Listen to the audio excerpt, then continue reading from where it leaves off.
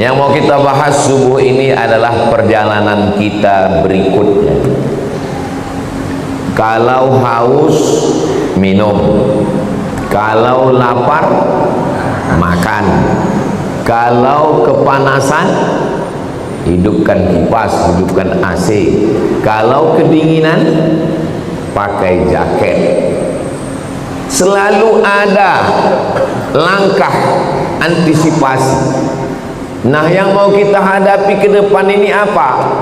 Yang akan kita hadapi nanti adalah yang pertama, sakaratul maut. Apa yang perlu kita siapkan untuk sakaratul maut ini? Banyak orang menghadapi pensiun udah siap. Saya Pak Ustadz untuk pensiun ini udah saya siapkan 100 pintu kos-kosan Pak Ustadz. Banyak betul Pak, baru pintunya aja Pak Ustadz. Yakin betul dia malaikat maut itu datang setelah pensiun. Tidak salah, tak ada salahnya orang yang menyiapkan ruko, menyiapkan kos-kosan. Bagus, tidak salah. Itu ikhtiar. Tapi tak banyak yang mempersiapkan untuk sakaratul maut. Siap-siap untuk pensiun, belum tentu jadi. Belum tentu. Bisa jadi sebelum pensiun sudah mati. Tapi mati ini tidak kita siapkan pun pasti mati. Yang paling pasti dalam hidup ini adalah mati. Apa yang kita siapkan untuk sakaratul maut itu? A'udzubillahi minasyaitonir rajim. Innal ladzina qalu rabbuna Allah summa istaqamu. Orang yang selalu menyebut Allah kemudian dia istiqamah, tatanazzalu alaihimul malaikah, turunlah malaikat waktu dia mau sakaratul maut, waktu ruhnya mau keluar dari jasad, turun dua malaikat. Malaikat yang pertama berbisik, alla takhafu, jangan kau takut. Karena rupanya orang mau mati itu takut. Takut sakaratul maut, takut azab kubur, takut mungkar nakir, takut titian siratal mustaqim, takut hisab, takut neraka, takut. Maka datang malaikat membisikkan, alla takhafu, jangan kau takut.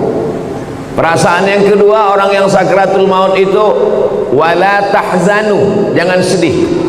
Rupanya orang yang mau mati itu perasaannya sedih. Sedih meninggalkan rumah, sedih meninggalkan anak, sedih meninggalkan bini, sedih meninggalkan BPKB, STNK, surat tanah, akte notaris. Sedih. Apa kata malaikat? Wala tahzanu, jangan kau sedih. Takutnya hilang, sedihnya melayang. Waktu itu hatinya kosong. Ketika itu malaikat membisikkan yang ketiga. Apa kata malaikat?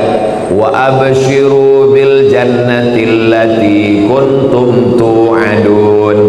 Berbahagialah engkau mendapatkan surga yang dijanjikan Allah Subhanahu wa taala. Mudah-mudahan kita termasuk yang mati husnul khatimah insyaallah. Apa syaratnya? Apa syaratnya supaya kita dapat macam yang disebutkan dalam ayat ini? Syaratnya kata Allah, qalu rabbunallah summa istaqam. Istiqamah menyebut Allah. Bisa subhanallah, bisa alhamdulillah, bisa Allahu akbar, bisa la haula wala quwata illa billah. Afdalul dzikri fa'lam annahu la ilaha illallah.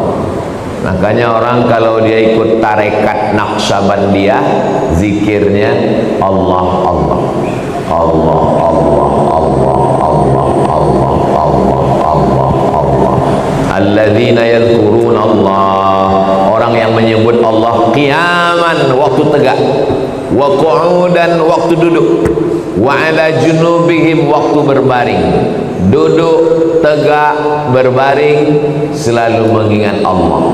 Itu makanya melihat wajah di cermin menyebut Allah. Allahumma kama hassanta khalqi fahassin khuluqi. Masuk masjid menyebut Allah. Allahumma ftahli abwaaba rahmatik. Keluar masjid menyebut Allah.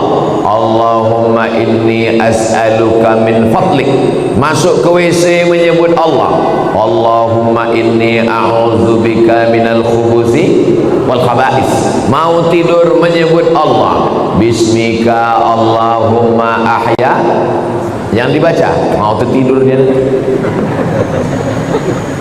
Jadi kalau mau husnul khatimah, jangan berhenti menyebut Allah, Allah, Allah, subhanallah, walhamdulillah, la ilaha illallah, wallahu akbar. Macam mana sakitnya mati itu? Nabi Isra Mi'raj berjumpa dengan yang orang sudah mati beribu tahun. Sudah berapa lama kalian mati? Ribuan tahun. Macam mana rasanya mati itu?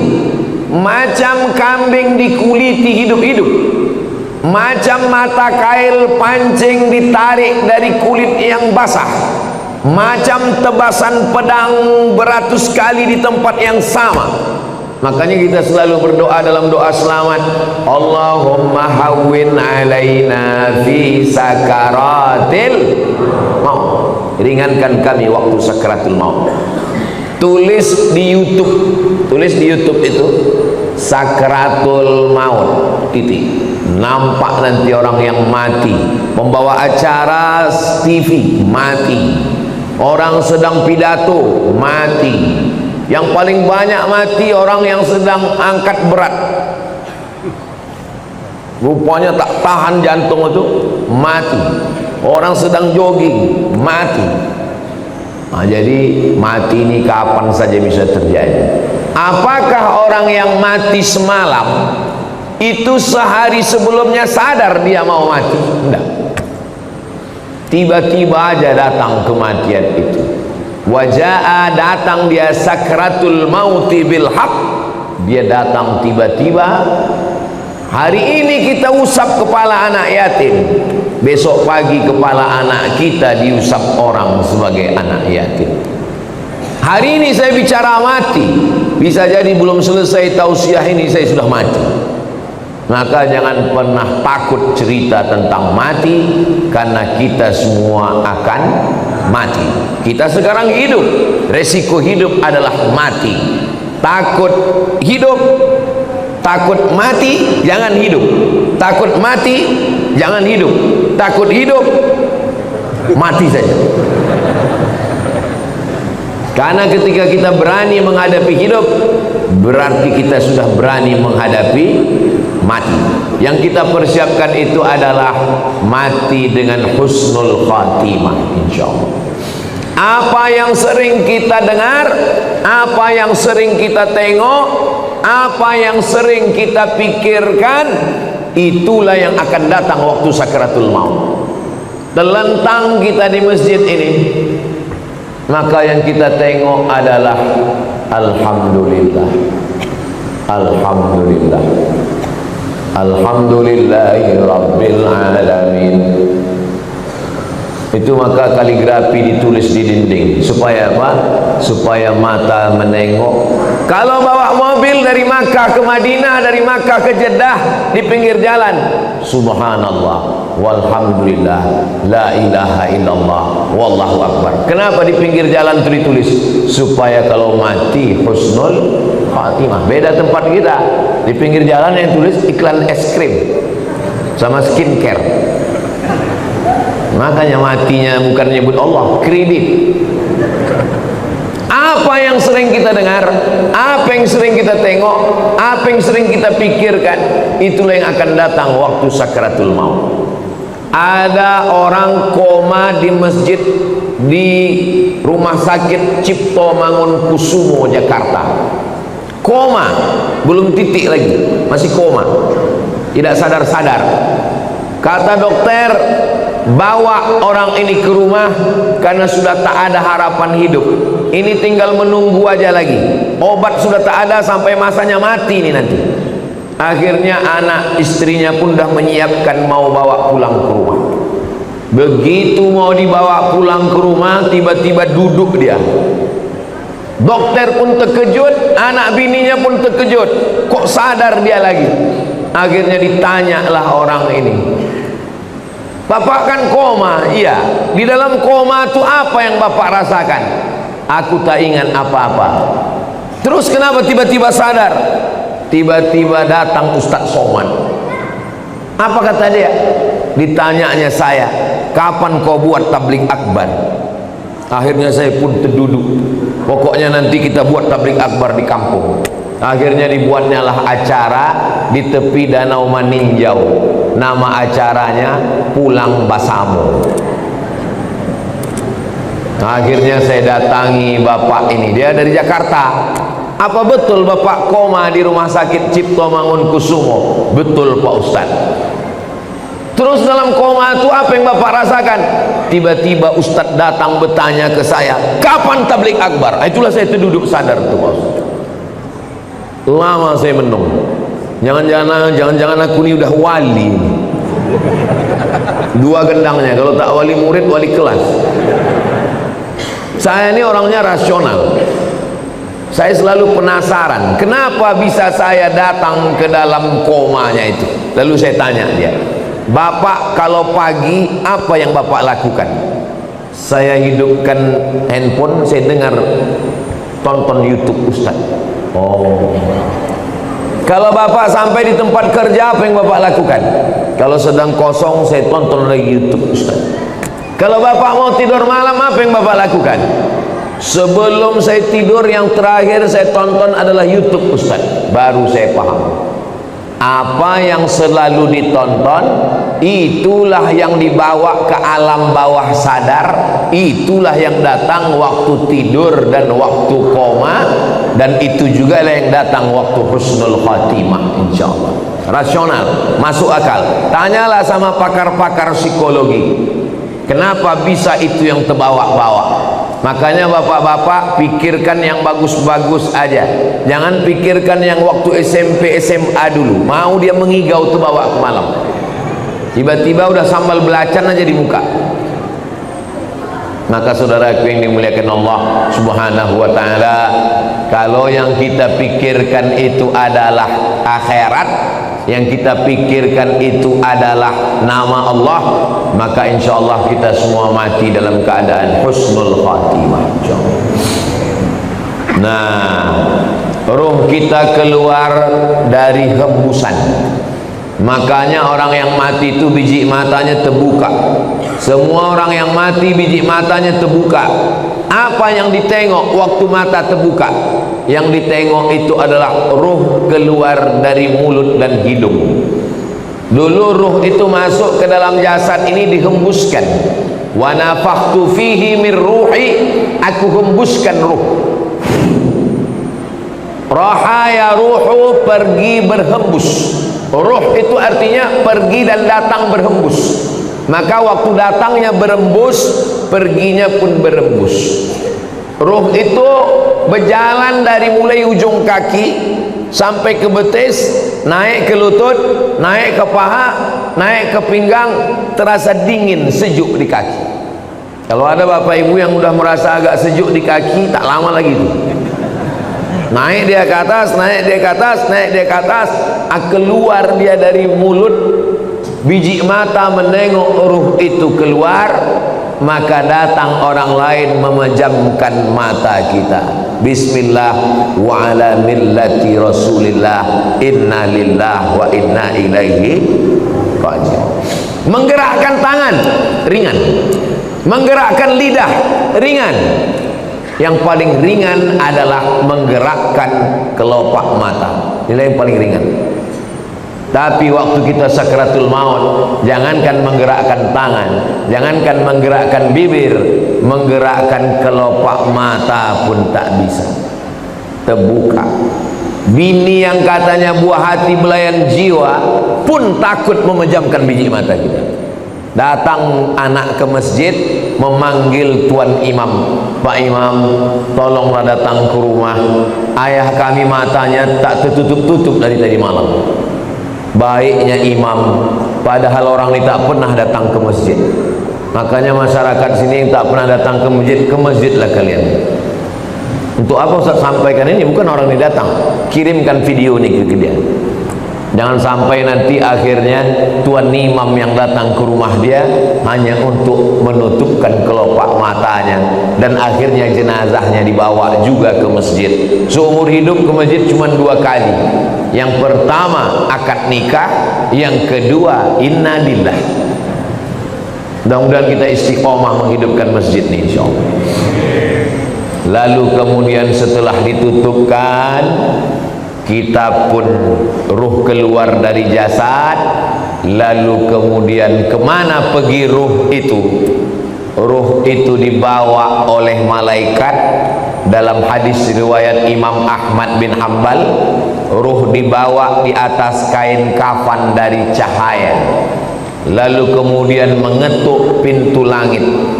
Lalu kemudian malaikat yang menjaga pintu langit menengok ruh. Apa kata malaikat penjaga pintu langit? Inilah orang yang amalnya kami tengok 2 kali sehari. Habis subuh, malaikat yang menjaga di waktu malam datang membawa amal dia. Habis maghrib, malaikat yang menjaga di waktu siang datang membawa amal dia. Amalnya kami tengok 2 kali sehari, tapi orangnya baru ini kami jumpa. Itulah makna orang yang dirindukan oleh para malaikat. Kam min masyhurin fil ardi walam yakun ma'rufan fis sama. Berapa banyak orang yang masyhur di bumi, viral, tapi malaikat di langit tak pernah kenal dengan dia. Tapi berapa banyak orang yang di dunia tak viral, tak dikenal orang, tak punya akun Facebook, Twitter, WhatsApp, tapi malaikat-malaikat penjaga pintu langit sudah lama merindukan dia, karena malaikat selalu membawa amal-amal dia. Mudah-mudahan amal-amal kita termasuk yang selalu lalu lalang di lalu lintas langit, dan orangnya masih di bumi, masyhur di bumi, masyhur juga di langit. Tak perlu masyhur di bumi, yang penting masyhur di antara malaikat penjaga pintu langit insyaallah. Amin ya rabbal. Ini malaikat yang ikut sholat subuh bersama kita ini, habis itu dia bawa amal kita. Lalu malaikat penjaga pintu langit menengok, oh amal si fulan tahajud tadi malam, amal si fulan sholat sunat hajat tadi malam, amal si fulan berzikir tadi malam, amal si fulan sholat subuh berjamaah. Amalnya ditengok malaikat tiap hari, tapi orangnya masih berjalan di atas muka bumi, sampai akhirnya kita pun mati, lalu ruh itu dibawa oleh para malaikat. Kenapa ada orang yang waktu penutup mukanya dibuka tersenyum? Kata Ustaz Somad, mati itu sakit. Kenapa ada orang yang mati tersenyum? Karena sebelum dia mati, malaikat mengepakkan sayapnya, lalu di sayap itu dia sudah menengok tempatnya di surga. Begitu nampaknya tempatnya di surga, tersenyum dia. Saat dia tersenyum itulah malaikat mencabut nyawanya. Maka ada yang mengalahkan sakit. Yang mengalahkan sakit adalah menengok tempat di surga. Mudah-mudahan kita termasuk orang yang menengok tempat kita sebelum kita mati. Ustaz Somad sudah pernah menengok tempat Ustaz di surga. Saya jangankan menengok tempat di surga, menengok tempat parkir mobil pagi ini pun tak tahu saya. Karena menengok tempat di surga itu nanti ketika kita mau sakratul maut. Ah, masa iya Pak Ustadz, sakitnya mati bisa dikalahkan? Itu logikanya begini, rasionalnya begini. Ibu habis melahirkan anak, sobek dagingnya, mohon maaf, sakit. Tak usah saya ceritakan sakitnya. Nanti kalau saya ceritakan ibu-ibu, alah macam pernah aja Ustadz itu. Ibu sedang terbujur sekarang di rumah sakit, baru saja disobek dokter kulitnya, koyak mengeluarkan bayi. Tak lama kemudian datang bidan membawakan bayi, lalu ibu pun menggendong anak itu. Ibu senyum atau tidak? Senyum. Yang saya tanya, sakit atau tak sakit? Inilah hebatnya. Ibu yang saya tanya, bisa pula bapak tuh merasakan sakit. Kan memang cinta sejati lah orang. Ibu itu baru saja melahirkan anak, nyawa taruhannya, koyak dagingnya, tapi menengok anak tersenyum dia. Begitulah mati itu. Sakit, tapi sakitnya kalah. Kenapa? Karena menengok tempat di surga, ditunjukkan Allah. Itu salah satu tanda husnul khatimah. Orang yang husnul khatimah itu irqul jabin. Irqul jabin, berkeringat jabin di atas kening atasnya. Kenapa? Kenapa orang yang mati husnul khatimah itu berkeringat di atas jabin ini? Karena malu.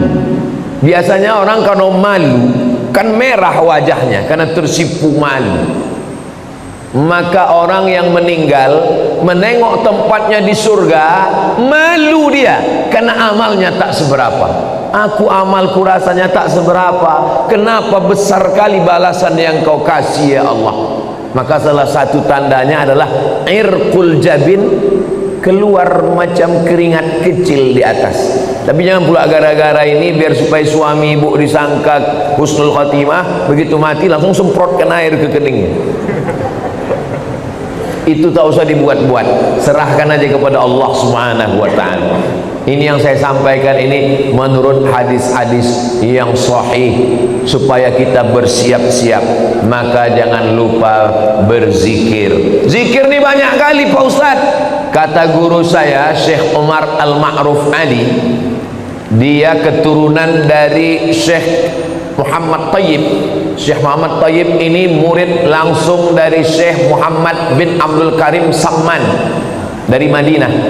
Kata dia, Abdul Somad, kalau kau payah memilih-milih zikir yang banyak, kau amalkan aja 3. Yang pertama istighfar, yang kedua solawat, yang ketiga la ilaha illallah. Istighfar itu membersihkan cawannya.